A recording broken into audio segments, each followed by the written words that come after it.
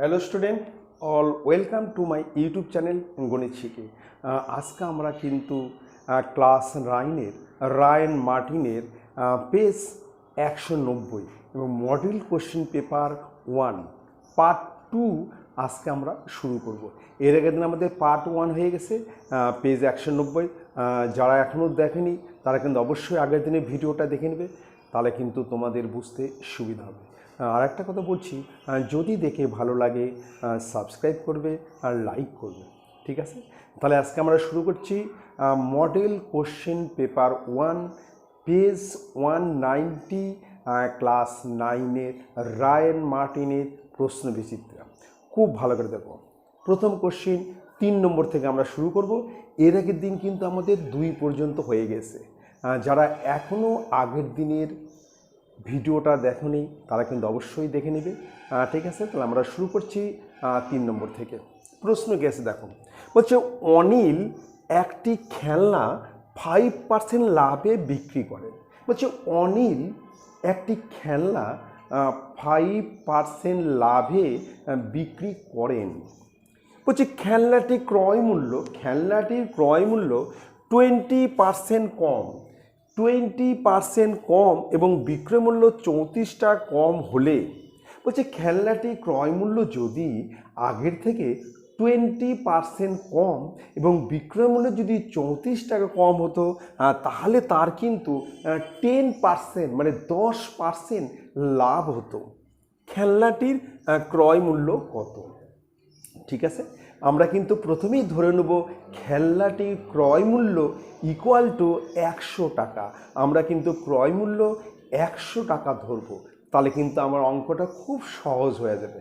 দেখো আমি করছি, প্রথমে আমরা ধরবো খেলনাটির ক্রয় মূল্য 100 টাকা। আমরা লিখছি ধরি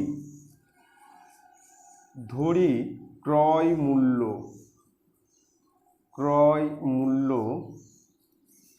ইকুয়াল টু 100 টাকা, ঠিক আছে? এবার সে 5% লাভে বিক্রি করে, মানে 100 টাকায় 5 টাকা লাভ করে, তাহলে তার বিক্রয় মূল্য কত? বিক্রয় মূল্য সমান কী হবে? ক্রয় মূল্য প্লাস লাভ, তবেই তো বিক্রয় মূল্য। তাহলে লিখবো যে 5% লাভে বিক্রয় মূল্য ইকুয়াল টু, এখানে আমরা লিখবো যে 5% লাভে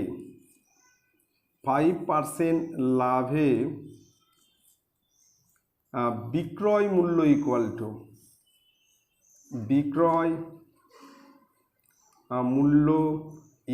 টু 100 প্লাস 5 ইকুয়াল টু 105 টাকা, এত টাকা, ঠিক আছে? তাহলে আমরা কিন্তু ক্রয় মূল্য ধরে নিছি 100 টাকা। তাহলে আমার ধরা অনুযায়ী 5% লাভে বিক্রয় মূল্য ইকুয়াল টু 105 টাকা। কমপ্লিট।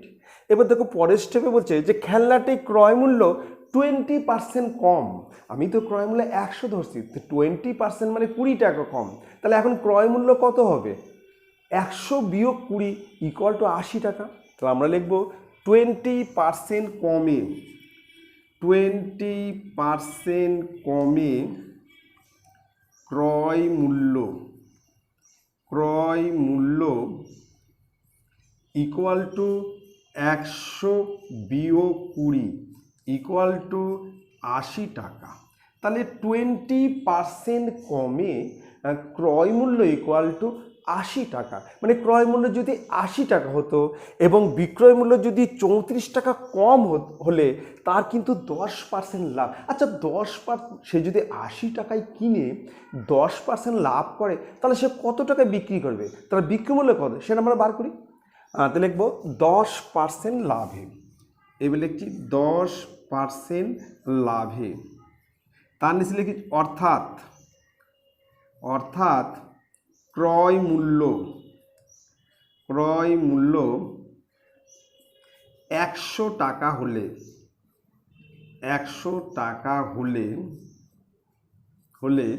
বিক্রয় মূল্য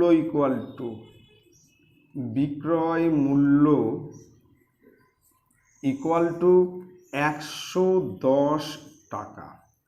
110 টাকা, মানে 10% লাভে। তাহলে ক্রয় মূল্য 100 টাকা হলে বিক্রয় মূল্য ইকুয়াল টু 110 টাকা।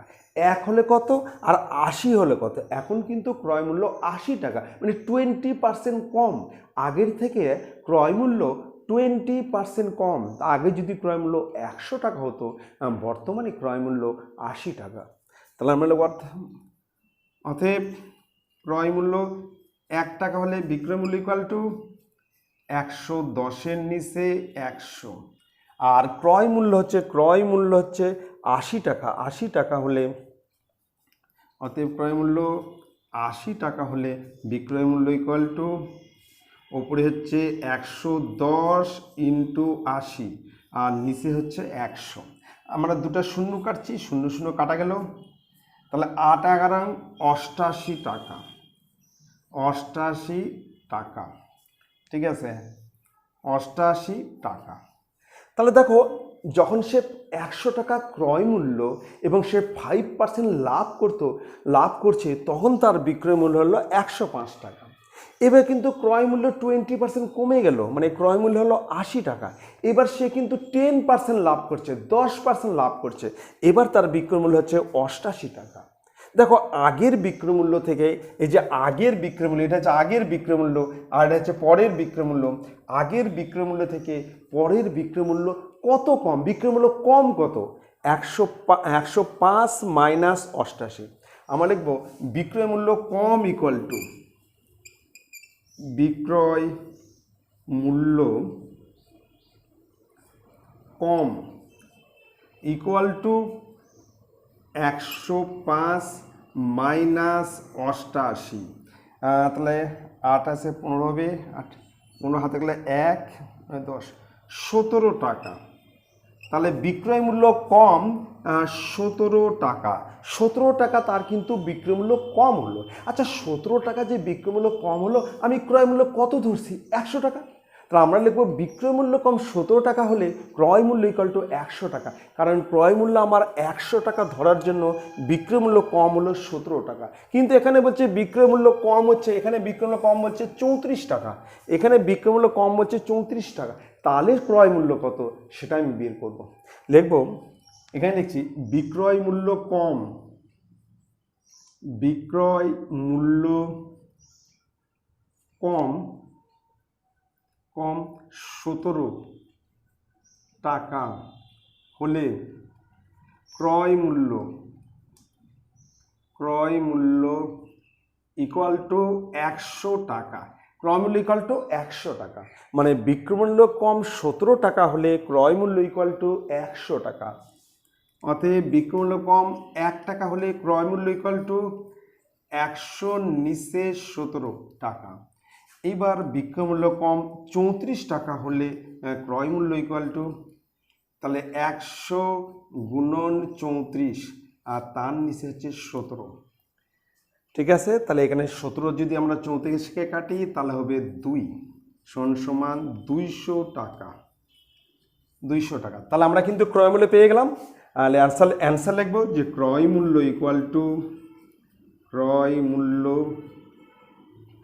ইকুয়াল টু 200 টাকা।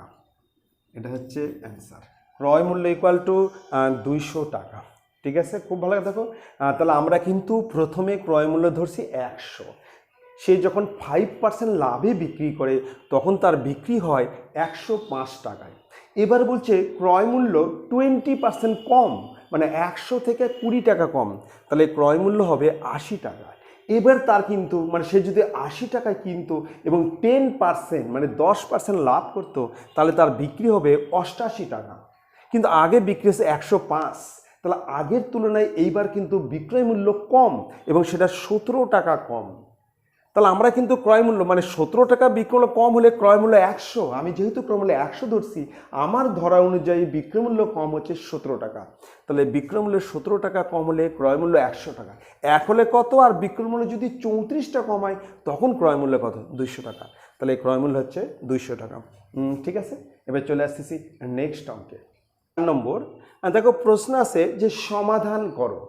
আমরা কিন্তু অপনয়ন পদ্ধতিতে সমাধান করব। অপনয়ন পদ্ধতি মানে তোমাকে এক্স অথবা ওয়াইকে মিলাতে হবে, তারপর সেটাকে কাটতে হবে। যদি আমরা ওয়াইকে কাটি তাহলে আমরা এক্স সমান কত পেয়ে যাব, আর যদি আমরা এক্সকে কাটি তাহলে ওয়াই সমান কত সেটা কিন্তু আমরা পেয়ে যাব। ঠিক আছে, আমি করছি। দেখো, 1 নং সমীকরণ দেওয়া আছে x plus Y equal to A plus b, আর 2 নং সমীকরণ দেওয়া আছে a x minus b Y equal to a square minus b square.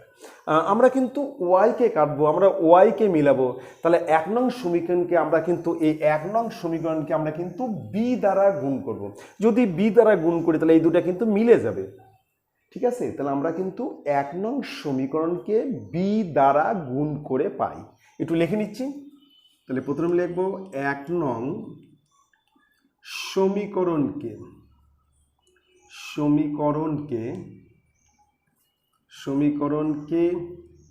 B দ্বারা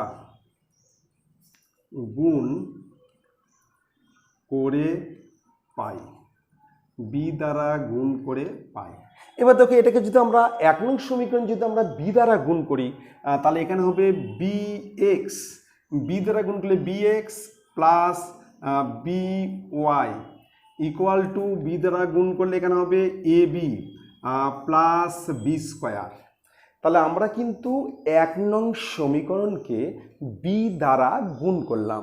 যদি এটাকে বি দ্বারা গুণ করি এখানে হবে বি এক্স, এটা হবে প্লাস বি ওয়াই, এটা হবে এ বি, আর এটা হবে বি স্কোয়ার। আর 2 নং সমীকরণকে আমরা এর নিচে লিখে নিচ্ছি। 2 নং সমীকরণ আছে a x minus b Y equal to a square minus b square. এবার আমরা দেখো যে দুটাকে কাটবো, দেখো বিপরীত চিহ্ন আছে। যদি বিপরীত চিহ্ন থাকে তাহলে আমরা কিন্তু যোগ করব, আর যদি একই চিহ্ন থাকে আমরা কিন্তু বিয়োগ করব। এখানে দেখো যে দুটা কাটবো সেটা কিন্তু বিপরীত চিহ্ন আছে, তার মানে আমরা এতে কী করব, যোগ করব। যোগ, এটা আমরা যোগ করব। যদি যোগ করি প্লাস মাইনাস কেটে যাবে, তাহলে এখানে থাকবে হচ্ছে a x plus b x equal to, এখানে দেখো প্লাস মাইনাস বি স্কোয়ার কেটে যাবে, প্লাস মাইনাস বি স্কোয়ার কেটে যাবে, তাহলে এখানে থাকবে হচ্ছে এ স্কোয়ার প্লাস এ বি, এখানে থাকবে এ স্কোয়ার প্লাস এ বি। এবার দেখো এর মধ্যে আমরা কিন্তু এক্স কমন নেব, এর মধ্যে দেখো এক্স কমন আছে, তাহলে আমরা কিন্তু কমন নিচ্ছি। যদি এক্স কমন নেই তাহলে এখানে হবে এ প্লাস বি, আর এখান থেকে দেখো এ কমন আছে, এখানে আছে এ স্কোয়ার প্লাস এ বি, তাহলে একটা করে এ কিন্তু কমন আছে, আমরা কমন নিচ্ছি এ, তাহলে এখানে কিন্তু একটা এ থাকবে আর প্লাস বি থাকবে। এখান থেকে দেখো একটা এ কমন নিচ্ছি, তাহলে এ প্লাস বি।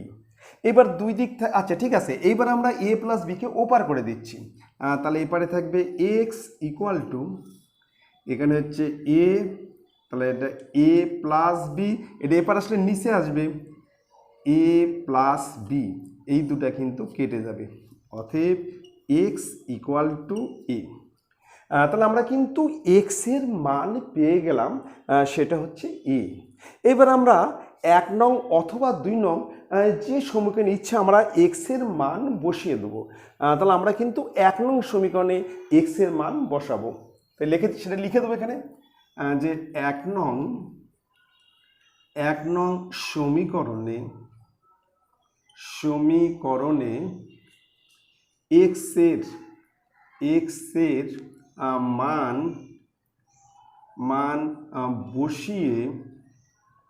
বসিয়ে পাই। 1 নং সমীকরণে এক্সের মান বসিয়ে পাই। এবার সমীকরণটা আমরা কিন্তু লিখে নেব। সমীকরণ আছে x plus Y equal to A plus B.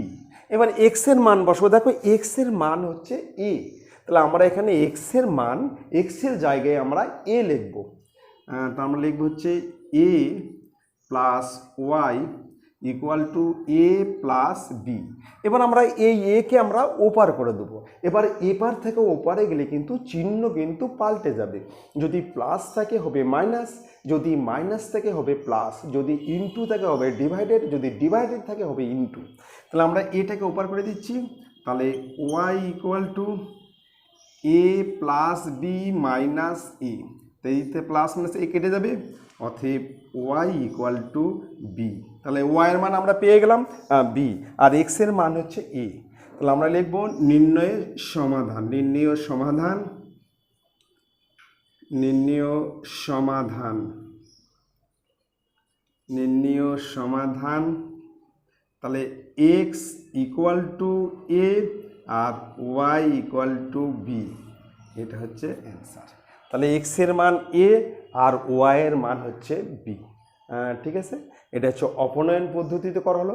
এখানে যে কোনো একটা কেটে দিতে হবে, আমরা ওয়াইকে কাটলাম, তার মানে আমরা ওয়াইকে মিলালাম।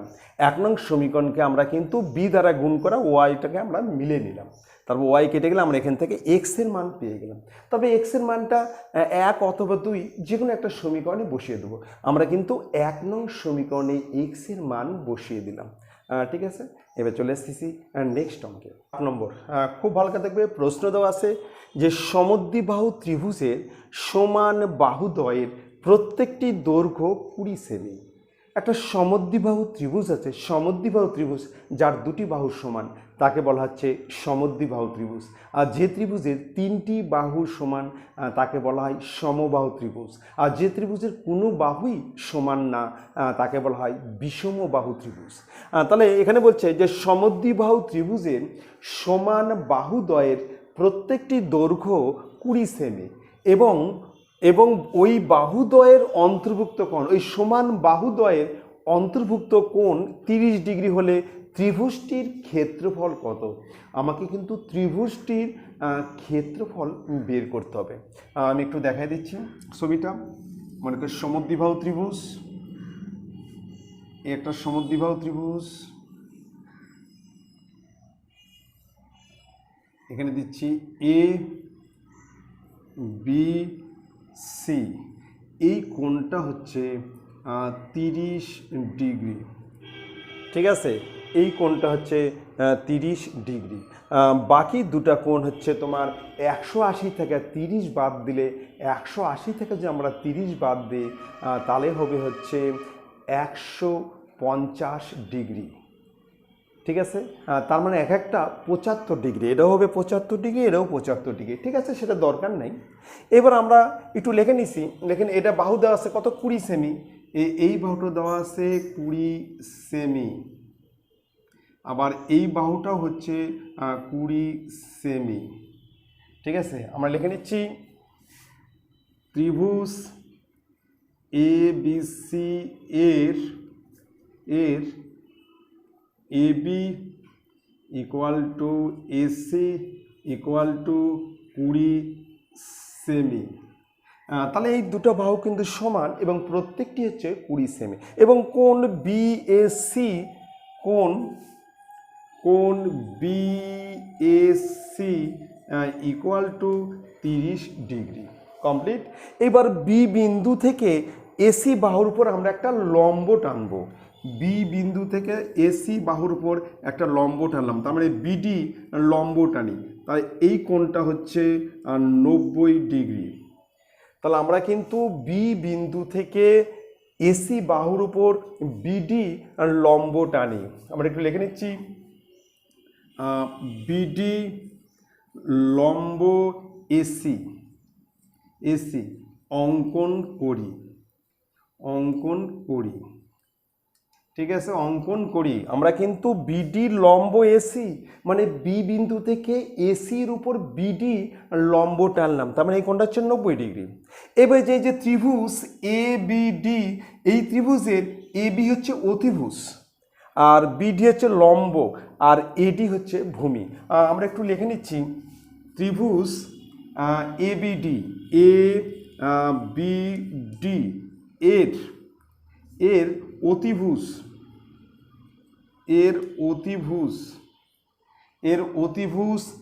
ব্র্যাকেটে এবি, অতিভুজ এবি ইকুয়াল টু অতিভুজ এবি ইকুয়াল টু 20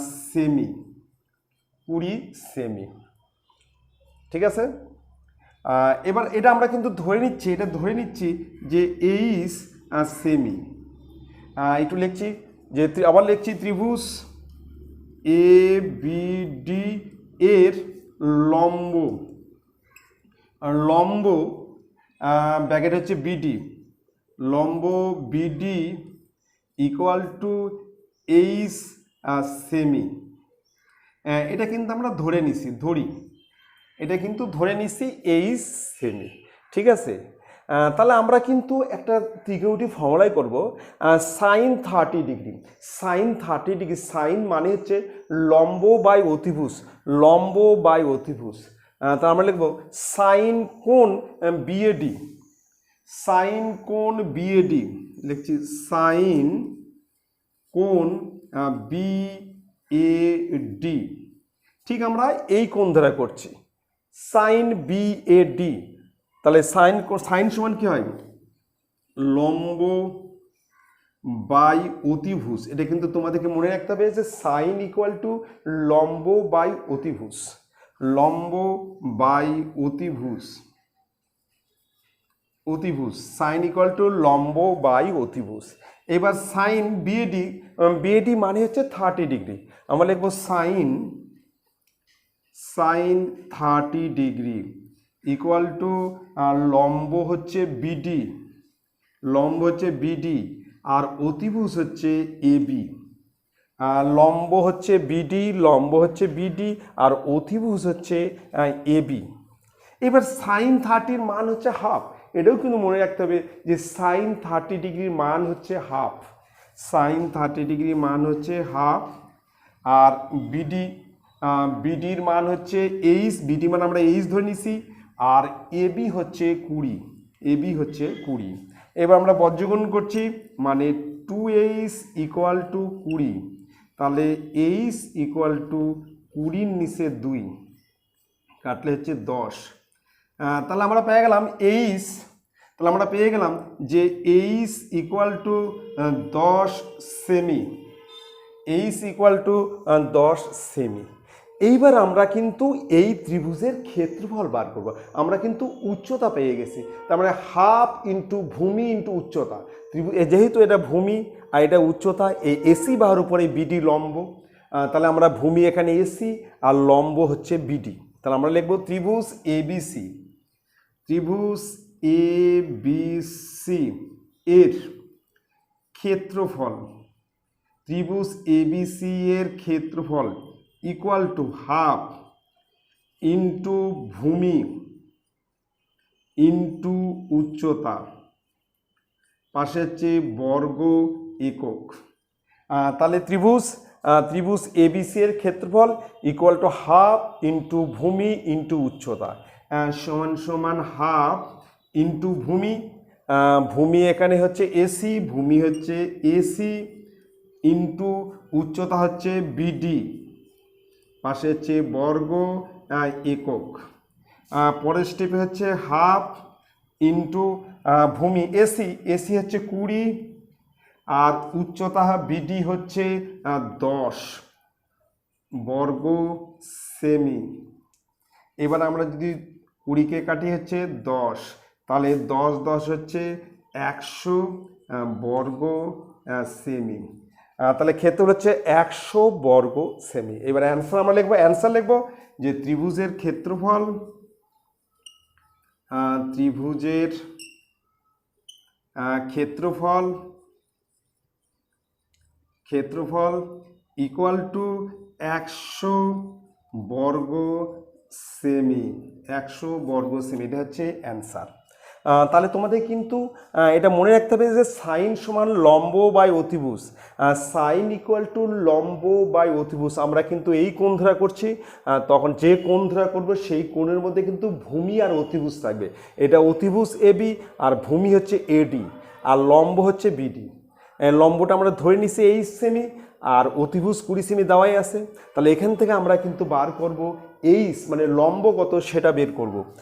সাইন সমান লম্ব অতিভুজ, সাইন 30 ডিগ্রি মান হচ্ছে হাফ, এটাও কিন্তু তোমাদেরকে বিশেষভাবে মনে রাখতে হবে, সাইন 30 ডিগ্রির মান হচ্ছে হাফ, সাইন 30 ডিগ্রি মান হাফ। এখানে বিটি হচ্ছে এইচ আর এবি হচ্ছে 20, এখান থেকে আমরা এইচের মান পেয়ে যাব 10। যখন এইচ 10 পেয়ে গেলাম, এবার ত্রিভুজের ক্ষেত্রফল হচ্ছে হাফ ইন্টু ভূমি ইন্টু উচ্চতা। এখানে ভূমি হচ্ছে এসি, উচ্চতা হচ্ছে বিডি, সেটা হচ্ছে 100 বর্গ সেমি। কমপ্লিট। এবার চলে এসেছি আমরা নেক্সট অঙ্ক, হচ্ছে 9 নম্বর। খুব ভালো করে দেখবে, এটা একটা পরিমিতি অঙ্ক, খুব ভালো করে দেখবে। প্রশ্ন আছে যে দুটি বৃত্তের পরিধির অনুপাত, দুটি বৃত্তের পরিধির অনুপাত 2:3। দুটা বৃত্ত আছে যাদের পরিধির অনুপাত, বৃত্তের পরিধির formula 2πr, 2 into pi into ব্যাসার্ধ, 2πr। দুটো বৃত্তের পরিধির অনুপাত 2:3 এবং তাদের ব্যাসার্ধের অন্তর মানে একটা থেকে আর একটা ব্যাসার্ধ যদি বিয়োগ করা হয় সেটা হবে 2 সেমি। ব্যাসার্ধের অন্তর 2 সেমি। বলছে বৃত্ত দুটির ব্যাসের দৈর্ঘ্য কত? দুটো বৃত্তের আমার ব্যাসের দৈর্ঘ্য বের করতে হবে। ঠিক আছে, আমি একটু ছবি দেখেছি। মনে করো এই একটা বৃত্ত আর এই একটা বৃত্ত, ঠিক আছে, এরকম দুটো বৃত্ত আছে, এই একটা বৃত্ত, ঠিক আছে, এরকম দুটো বৃত্ত। আচ্ছা, বলছে এদের পরিধির অনুপাত দেওয়া আছে, দুটো বৃত্তের পরিধি, এই পরিধির অনুপাত দেওয়া আছে 2:3, 2:3 পরিধির অনুপাত। আচ্ছা, আমি ধরে নিচ্ছি এই বৃত্তের ব্যাসার্ধ হচ্ছে আর সেমি, আর এর ব্যাসার্ধ আমি ধরে নিচ্ছি আর +2 সেমি। আমি ধরে নিচ্ছি যে প্রথম বৃত্তের ব্যাসার্ধ ইকুয়াল টু ছোট হাতের আর সেমি, আর ধরি দ্বিতীয় বৃত্তের ব্যাসার্ধ ইকুয়াল টু আর +2 সেমি। যেহেতু অন্তর মানে পার্থক্য হচ্ছে 2 সেমি, মানে একটা থেকে একটা হচ্ছে 2 সেমি বেশি, মানে একটা থেকে আর একটা 2 সেমি কম, যেটা ইচ্ছে ধরা যায়। তাহলে আমি লিখে নিচ্ছি, ধরি প্রথম বৃত্ত, এটা হচ্ছে প্রথম বৃত্ত, আর হচ্ছে দ্বিতীয় বৃত্ত, এটা হচ্ছে দ্বিতীয় বৃত্ত। তাহলে আমরা কি ধরি প্রথম বৃত্তের ব্যাসার্ধ, ধরি প্রথম বৃত্তের ব্যাসার্ধ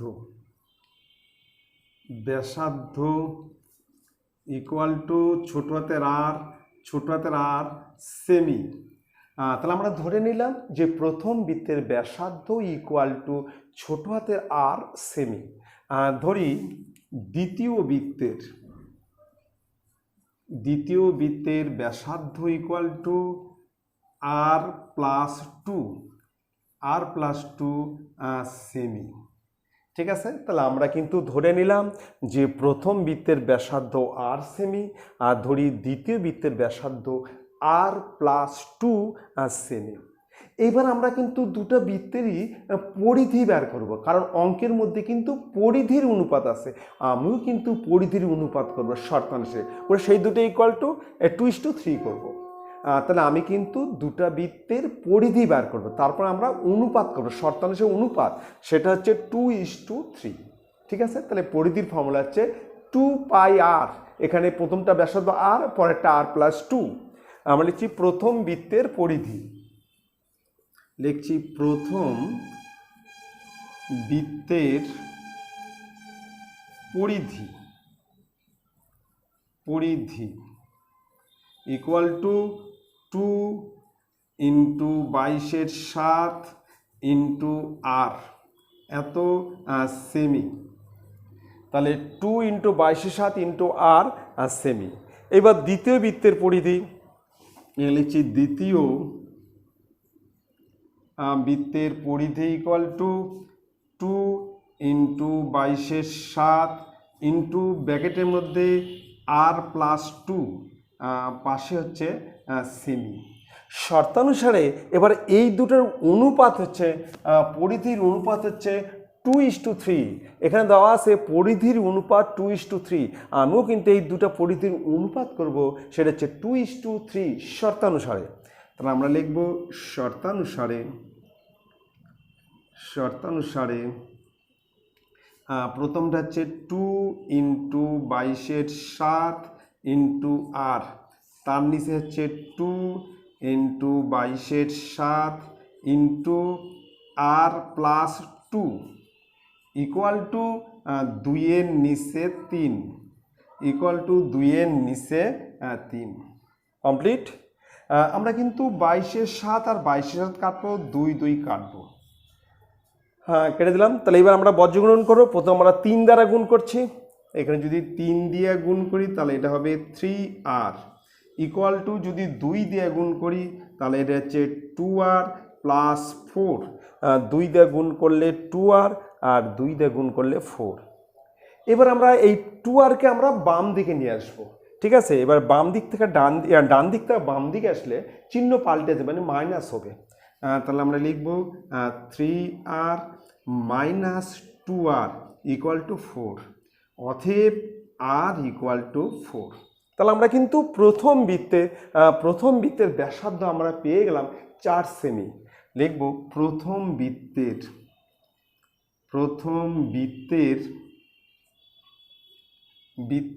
ব্যাসার্ধ ইকুয়াল টু 4 সেমি, ঠিক আছে। তাহলে আমরা পেয়ে গেলাম প্রথম বৃত্তের ব্যাসার্ধ 4 সেমি।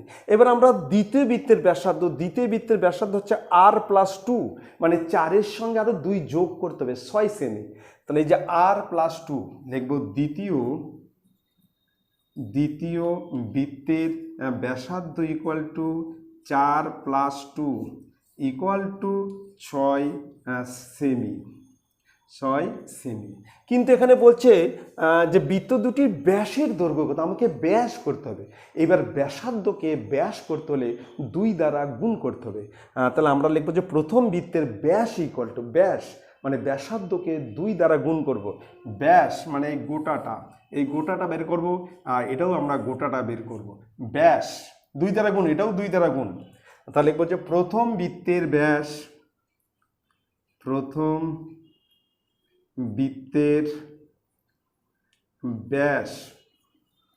ইকুয়াল টু 2 গুণন 4 ইকুয়াল টু 8 সেমি। তাহলে প্রথম বৃত্তের ব্যাস হচ্ছে 8 সেমি। আবার লিখব দ্বিতীয় বৃত্তের ব্যাস, তাহলে 2 গুণন 6 ইকুয়াল টু 12 সেমি।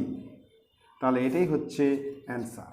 তাহলে প্রথম বৃত্তের ব্যাস হচ্ছে 8 সেমি আর দ্বিতীয় বৃত্তের ব্যাস হচ্ছে 12 সেমি, ঠিক আছে। তাহলে আরেকবার আমি একটু বলে নিচ্ছি, এখানে কিন্তু দুটি বৃত্তের পরিধির অনুপাত দিছে 2:3। আর একটা পয়েন্ট দিছে যে তাদের ব্যাসার্ধের অন্তর হচ্ছে 2 সেমি। আমি ধরে নিছি প্রথম বৃত্তের ব্যাসার্ধ হচ্ছে 8 সেমি, আর ধরি দ্বিতীয় বৃত্তের ব্যাসার্ধ হচ্ছে r প্লাস 2, হচ্ছে একটা বড় মানে r প্লাস 2। বিয়োগ করলে তাহলে আমার চলে আসবে 2, ঠিক আছে। এবার আমি কিন্তু দুটো বৃত্তেরই পরিধি বার করব, কারণ হচ্ছে এখানে কিছু পরিধির অনুপাত দেওয়া আছে। আমিও কিন্তু পরিধি বার করবো, করে অনুপাত করবো শর্ত অনুযায়ী, সেটা হচ্ছে 2:3। তাহলে প্রথম বৃত্তের পরিধি হবে 2 ইন্টু 22/7 ইন্টু r, মানে 2 ইন্টু পাই ইন্টু r, পাই রাখলেও হয়ে যাবে, 22/7 না বসালেও চলবে। আর দ্বিতীয় বৃত্তের পরিধি হচ্ছে 2 ইন্টু 22/7 ইন্টু r প্লাস 2। এবার শর্ত অনুসারে এই দুটো অনুপাত মানে ডিভাইডেড ইকুয়াল টু 2/3। এখান থেকে আমরা পেয়ে যাব আর এর মান 4, মানে প্রথম বৃত্তের ব্যাসার্ধ হচ্ছে 4 সেমি আর দ্বিতীয় বৃত্তের ব্যাসার্ধ হচ্ছে 6 সেমি। এইবার যদি আমরা ব্যাসার্ধকে 2 দ্বারা গুণ করি তাহলে আমরা কিন্তু ব্যাস পাবো। তাহলে প্রথম বৃত্তের ব্যাস হচ্ছে 8 সেমি আর দ্বিতীয় বৃত্তের ব্যাস হচ্ছে 2 গুণন 6 12 সেমি। ঠিক আছে, খুব ভালো করে দেখবে, আর দেখে ভালো লাগলে কিন্তু অবশ্যই কিন্তু লাইক করবে, সাবস্ক্রাইব করবে। এবার নেক্সট দেখো, নেক্সট 7 নম্বর, এটা একটা সম্পাদ্য করতে হবে। খুব ভালো করে দেখবে সম্পাদ্য আমি কীভাবে আঁকাচ্ছি। প্রশ্ন আছে 5 সেমি 8 সেমি 10 সেমি, 5 সেমি 8 সেমি ও 10 সেমি বাহু বিশিষ্ট একটি ত্রিভুজ অঙ্কন করি। একটা ত্রিভুজ আঁকাতে হবে যার একটা বাহু হচ্ছে 5 সেমি আর একটা বাহু হচ্ছে 8 সেমি, আর একটা বাহু হচ্ছে 10 সেমি। একটা ত্রিভুজ অঙ্কন করি। বলছে এই ত্রিভুজের সমান ক্ষেত্রফল বিশিষ্ট একটি সামন্তরিক অঙ্কন করি। এই ত্রিভুজের সমান ক্ষেত্রফল বিশিষ্ট একটি সামন্তরিক অঙ্কন করি যার একটি কোণ 60 ডিগ্রি। আমরা কিন্তু একটা সামন্তরিক আঁকাবো যার একটা কোণ হবে 60 ডিগ্রি। এই যে ত্রিভুজ আছে যার একটা বাহু হচ্ছে 5 সেমি, আর একটা বাহু হচ্ছে 8 সেমি, আর একটা বাহু হচ্ছে 10 সেমি। এই ত্রিভুজের সমান ক্ষেত্রফল বিশিষ্ট একটা সামন্তরিক আঁকাবো যার একটা কোণ 60 ডিগ্রি। ঠিক আছে, তাহলে আমরা প্রথমে ত্রিভুজের বাহুগুলোর দৈর্ঘ্য এঁকে নেই। দেখো, তাহলে আমরা প্রথমে কাচ্ছি 5 সেমি, 5 সেমি,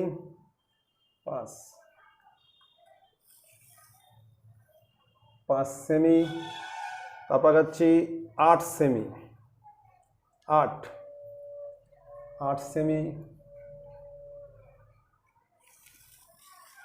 8 সেমি, তারপর কেমন হচ্ছে 10 সেমি, 10 সেমি। তাহলে এটা আমার হচ্ছে 5 সেমি, 5 সেমি বাহু। এটা হচ্ছে 8 সেমি, আর এটা হচ্ছে 10 সেমি। ঠিক আছে, এবার আমাকে কিন্তু 60 ডিগ্রি একটা কোণ আঁকাতে হবে। 60 ডিগ্রি একটা কোণ আঁকাচ্ছি, নিচে আঁকাচ্ছি 60 ডিগ্রি কোণ। একটা শর্টে টানবো, 60 ডিগ্রি কোণ আঁকাবো। দেখো 60 ডিগ্রি, যে কোনো মাপে একটা চাপ আঁকাবো, যে কোনো মাপে একটা চাপ আঁকাবো, যে কোনো মাপে একটা চাপ আঁকাবো, যে কোনো মাপে চাপ, ওই মাপে আবার কেটে নেব। এটা হচ্ছে 60 ডিগ্রি, যে কোনো মাপে একটা চাপ আঁকাবো, আবার ওই মাপেই কিন্তু কেটে নেব, তাহলে হয়ে যাবে আমার 60 ডিগ্রি।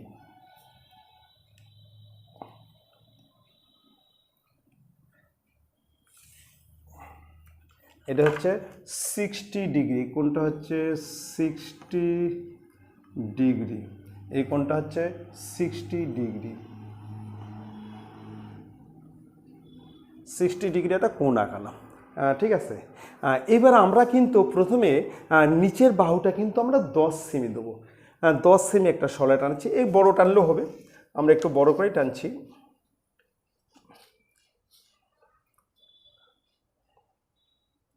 বড় করে টানছি 10 সেমি।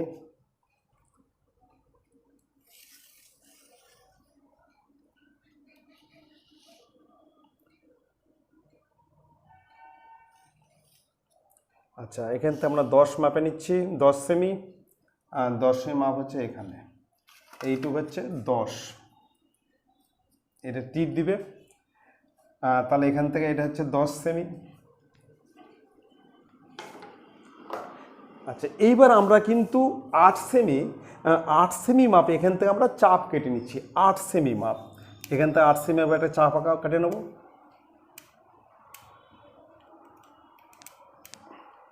8 সেমি মাপে, তাহলে আমরা এখান থেকে 8 সেমি মাপে একটা চাপ আঁকাবো।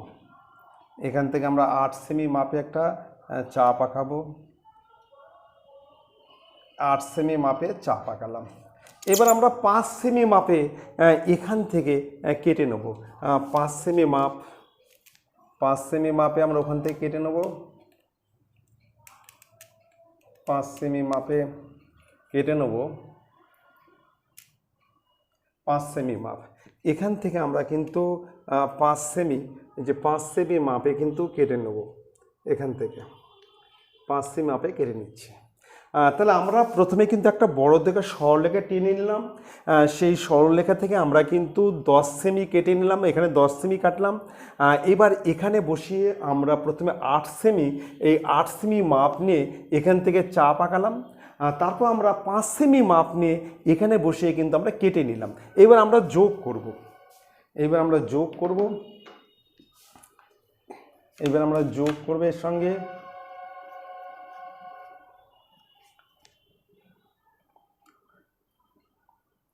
এবার আমরা যোগ করব। যোগ করলাম এইদিকে, আবার এইদিকেও আমরা যোগ করে দেবো, এইদিকে যোগ করে দেবো,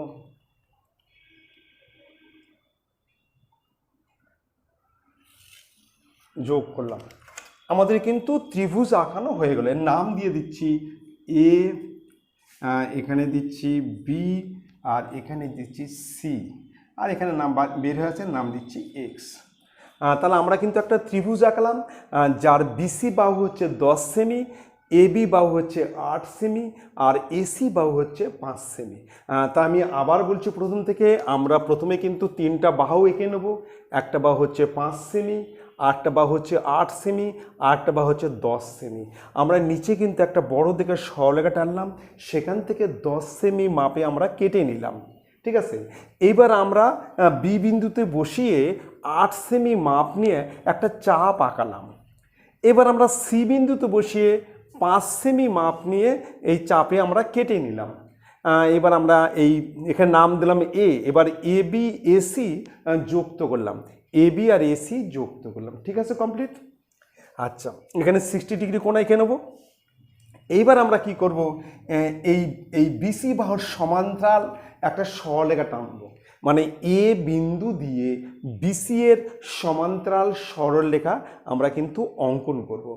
ঠিক আছে, তাহলে আমরা কিন্তু কোণ, এখানে একটা কোণ আঁকাবো, ওই মাপে আমরা কিন্তু বাইরে একটা কোণ আঁকাবো, মানে আমরা একান্তর কোণ হিসাবে করব, একান্তর কোণ। তার মানে আমরা এখানে সিতে বসে একটা কোণ আঁকাবো, ওই মাপে আমরা এতে বসে একটা কোণ আঁকাবো, তারপর আমাদের কি করব, সমান্তরাল সরলরেখা টানবো। দেখো আমি আঁকছি, দেখো আঁকছি। তাহলে আমরা প্রথমে এখানে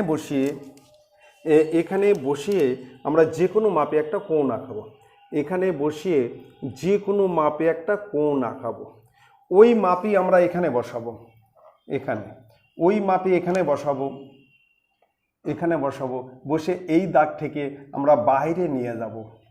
ঠিক আছে, এইবার আমরা এই ফাঁকাটা মেপে নেব, এই ফাঁকাটা মেপে নেব, এই ফাঁকাটা আমাদেরকে মেপে নিতে হবে। এই ফাঁকাটা মেপে নেব, নিয়ে এখান থেকে এই ফাঁকার মাপ আমরা কিন্তু কেটে নেব, এখান থেকে এই ফাঁকার মাপ আমরা কেটে নেব। তারপর আমরা এর সঙ্গে সমানকে একটা বড় দেখে সরলরেখা টানবো। তাহলে আমরা প্রথমে এখানে বসিয়ে যে কোনো মাপে একটা চাপ আঁকাবো, আবার এখানে বসিয়ে ওই মাপই কিন্তু এখানে ঠেকায় বাইরের দিকে নিয়ে যাব। এইবার এই ফাঁকাটার মাপ কিন্তু আমরা এখান থেকে কিন্তু কেটে নেব, নিয়ে এর সঙ্গে যোগ করলেই বিসি এর সমান্তরাল সরলরেখা হয়ে যাবে। তাহলে আমরা এটা যোগ করছি, এর সঙ্গে এটা আমরা যোগ করে দিচ্ছি, এর সঙ্গে।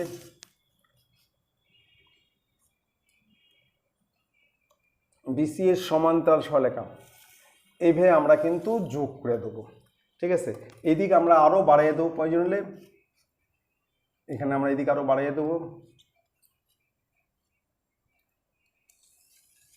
এইদিকে বেরিয়ে দিলাম।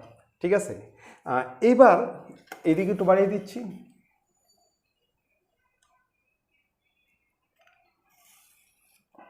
আচ্ছা, এইবার আমরা কিন্তু এই বিসি বাহুকে সমদ্বিখণ্ডিত করব। বিসি বাহুকে সমদ্বিখণ্ডিত করার নিয়ম হচ্ছে, বি বিন্দুতে বসিয়ে বিসি মাপের অর্ধেক, বিসি এর অর্ধেক মাপ নিয়ে আমরা দুই দিকে চাপ আঁকাবো, আবার সিতে বসিয়ে ওই একই মাপ নিয়ে দুই দিকে চাপ আঁকাবো। আমি করছি, দেখো। প্রথমে আমরা বিতে বসাবো, বিতে বসা অর্ধেকের বেশি মাপ না আমরা দুই দিকে চাপ আঁকাবো, দুই দিকে চাপ। ঠিক আছে, এই দিকে চাপ, আবার আমরা এই দিকে চাপ আঁকাবো, আবার সিতে বসাবো, সিতে বসে একই মাপে চাপ আঁকাবো, একই মাপে আমরা উপর নিচ চাপ আঁকাবো।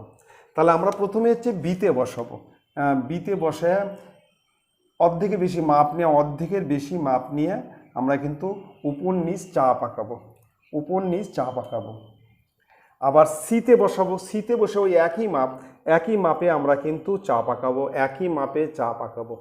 ঠিক আছে, এবার আমরা এই দুটো কিন্তু যোগ করব, তাহলেই কিন্তু সমদ্বিখণ্ডিত হয়ে গেল। আমরা কিন্তু এই দুটাকে যোগ করব, এখানে আমরা এই দুটো যোগ করব, এখানে আর এখানে মাপ, এবার এই দুটো আমরা যোগ করলাম। ঠিক আছে, আচ্ছা, এইবার আমরা কিন্তু এই মধ্যবিন্দুতে এটার নাম দিচ্ছি ডি। এই ডি বিন্দুতে আমরা কিন্তু 60 ডিগ্রি কোণ আঁকাবো, 60 ডিগ্রি কোণ ডি বিন্দুতে আঁকাবো। এটা দুই দিকে আমরা তীর দিচ্ছি, এই দিকেও তীর। এবার আমরা ডি বিন্দুতে 60 ডিগ্রি কোণ আঁকাবো, 60 ডিগ্রি কোণ। আমার কিন্তু 60 ডিগ্রি কোণ এখানে আঁকানো আছে। এই 60 ডিগ্রি কোণ,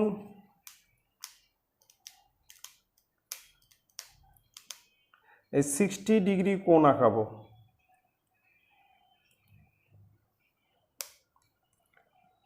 সিক্সটি ডিগ্রি কোণ, এই 60 ডিগ্রি কোণ এখানে বসা ওই মাপে আমরা চাপ আঁকাবো, ওই মাপে এখানে বসা ওই মাপে, এখানে বসিয়ে আমাকে ওই মাপে চাপ আঁকাতে হবে।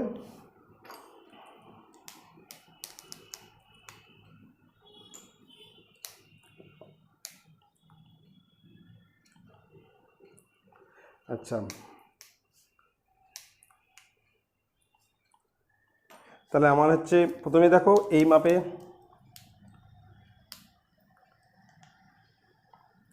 60 ডিগ্রি, 60 ডিগ্রি মাপে এখানে আমাকে একটা চাপ আঁকাতে হবে। 60 ডিগ্রি মাপে চাপ আঁকালাম, চাপ আঁকালাম। এবার এই ফাঁকাটা মাপ নেবো, এই ফাঁকাটার মাপ একই মাপ, এখানে বসে কেটে নেব, এখানে বসে কেটে নেবো আমরা। বাস, এবার আমরা এটা যোগ করে দেবো, এর সঙ্গে যোগ করে দেবো, এর সঙ্গে আমরা কিন্তু যোগ করে দেবো, এখানে যোগ করে দেবো আমরা এখানে। ঠিক আছে, এখানে টাচ করলো, এখানে সেট করলো। এইবার আমরা এই মাপ নিয়ে এখান থেকে কেটে নেব, এই সরলরেখা যেখানে সেট করবে এই মাপটা সেখান থেকে কেটে নেব। একটু ভালো করে দেখে নাও, এই যে মাপটা এখান থেকে, এই যে মাপ, এই যে মাপ, এই মাপটা কিন্তু আমরা এখান থেকে, মানে এই সরলরেখা যেখানে ছেদ করবে সেখান থেকে আমরা কেটে নেব। তার মানে এখান থেকে আমরা এই দাগের পর কেটে নেব, এই যে এখানে কেটে নিলাম। এইবার আমরা এই দুটো যোগ করব, তাহলেই কিন্তু আমাদের সামান্তরিক হয়ে যাবে। এই দুটো আমরা কিন্তু যোগ করব, এর সঙ্গে এটা আমরা যোগ করব, এর সঙ্গে এটা যোগ করব। বাস, তাহলে কিন্তু সিডি, এখানে নাম দিচ্ছি ই, এখানে নাম দিচ্ছি এফ। তাহলে সিডিইএফ একটা সামান্তরিক, যার এই কোণটা হচ্ছে 60 ডিগ্রি, এই কোণ 60 ডিগ্রি। আচ্ছা, এই বাহুটা হচ্ছে 10 সেমি, এই বাহুটা হচ্ছে 5 সেমি, আর এই বাহুটা হচ্ছে 8 সেমি। ঠিক আছে, এইবার আমাকে নিচে কিন্তু লিখে দিতে হবে, নিচে লিখতে হবে যে ত্রিভুজ এবিসি এর, ত্রিভুজ এবিসি এর, এর প্রথমে হচ্ছে বিসি, বিসি ইকুয়াল টু 10 সেমি, তারপর হচ্ছে এবি, এবি ইকুয়াল টু 8 সেমি, 8 সেমি। এবার CA equal to, CA equal to, CA equal to 5 সেমি। এবার লিখবো আমরা ত্রিভুজ এবিসি এর ক্ষেত্রফল, লিখবো ত্রিভুজ এবিসি এর ক্ষেত্রফল, ক্ষেত্রফল ইকুয়াল টু সামান্তরিক, সামান্তরিক, সামান্তরিক সিডিইএফ এর, এর ক্ষেত্রফল, এর ক্ষেত্রফল, যার, যার কোণ সিডিই, যার কোণ সিডিই 60 ডিগ্রি, যার কোণ সিডিই ইকুয়াল টু 60 ডিগ্রি। এটা তোমাকে কিন্তু পরীক্ষায় লিখে দিতে হবে। ঠিক আছে, এখানে একটু নাম দিয়ে দিচ্ছি, এটা হচ্ছে এক্স, এটা এক্স না, এটা নাম দিচ্ছি পি, আর এখানে নাম দিচ্ছি কিউ, নাম দিয়ে দিবে, আর কোথাও নামের দরকার নেই। ঠিক আছে, এটা কিন্তু ভালো করে বুঝে নেবে। তাহলে আমরা প্রথমে কিন্তু একটা ত্রিভুজ আঁকাবো। বাহুগুলো এঁকে নিলাম 5 সেমি, 8 সেমি, 10 সেমি, আর একটা 60 ডিগ্রি কোণ আঁকালাম। 60 ডিগ্রি কোণ একটা আমরা এঁকে নিলাম। এবার আমরা প্রথমে একটা বড় দেখার সরলা টানলাম, সেখান থেকে আমরা 10 সেমি মানে বিসি 10 সেমি কেটে নিলাম। এবার বি বিন্দুতে বসিয়ে আমরা 8 সেমি মাপ নিয়ে একটা চাপ আঁকালাম, আর সি বিন্দুতে বসিয়ে 5 সেমির মাপ নিয়ে আমরা কেটে নিলাম, নাম দিলাম এ। এবার এ বি এ সি যুক্ত করি, ঠিক আছে। এবার এ বিন্দু দিয়ে বিসি এর সমান্তরাল সরলরেখা টানলাম, সমান্তরাল সরলরেখা, সেটা কিন্তু আমরা কোণ করে করলাম। আমরা এখানে একটা কোণ আঁকালাম, ওই মাপে আমরা কিন্তু এখানেও একটা কোণ আঁকালাম, ঠিক আছে। এইবার কোণ আঁকালাম, তারপর আমরা এই সরলরেখা যুক্ত করলাম, এই সরলরেখাটা আমরা কিন্তু যুক্ত করলাম, ঠিক আছে। এই সরলরেখা আমরা যুক্ত করলাম, তাহলে হয়ে গেল। এইবার আমরা এই যে সমদ্বিখণ্ডিত করলাম, বিসি বাহুকে আমরা সমদ্বিখণ্ডিত করব, মানে বিসি বাহুর অর্ধেকের বেশি মাপ নিয়ে একবার বিতে বসিয়ে উপর নিচে চাপ, আবার সিতে বসিয়ে উপর নিচে চাপ আঁকালাম, ঠিক আছে। এই যে বিতে বসিয়ে উপর নিচে চাপ, আবার সিতে বসিয়ে উপর নিচে চাপ আঁকালাম, ঠিক আছে, সমদ্বিখণ্ডিত করলাম। এবার ডি বিন্দুতে আমরা এই 60 ডিগ্রি কোণ, এই যে 60 ডিগ্রি যে কোণ আছে এর সমান করে আমরা কিন্তু এখানে একটা কোণ আঁকালাম, এই 60 ডিগ্রি কোণ, 60 ডিগ্রি কোণ আঁকালাম, আমরা এখানে একটা 60 ডিগ্রি কোণ আঁকালাম, ঠিক আছে, 60 কোণ আঁকালাম। এবার আমরা এটা যেখানে ঠেকলো এই সিডির মাপ নিয়ে আমরা এই ই বিন্দু থেকে এই বাহুর উপর কেটে নিলাম, নাম দিলাম এফ। এবার সিএফ যুক্ত করলাম, তাহলে এই সিডিইএফ একটি সামুদ্রিক হলো যার কোণ সিডিই হচ্ছে 60 ডিগ্রি, এবং এই সামুদ্রিকটা ত্রিভুজ এবিসি এর ক্ষেত্রফলের সমান। নিচে কিন্তু লিখে দিতে হবে যে ত্রিভুজ এবিসি এর ক্ষেত্রফল ইকুয়াল টু সামুদ্রিক সিডিইএফ এর ক্ষেত্রফল, যার কোণ সিডিই 60 ডিগ্রি, যার কোণ সিডিই হচ্ছে 60 ডিগ্রি, ঠিক আছে। তাহলে আমরা খুব ভালো করে করবে, খুব ভালো করে লক্ষ্য করবে, আর তোমরা কিন্তু পুরো ভিডিও দেখবে, আর দেখে তোমাদের ভালো লাগলে তোমরা কিন্তু লাইক করবে, সাবস্ক্রাইব করবে, আর তোমাদের জানাশোনা বন্ধুদেরকে শেয়ার করবে, ঠিক আছে। তোমরা ভালো থাকো, থ্যাংক ইউ, গুড নাইট।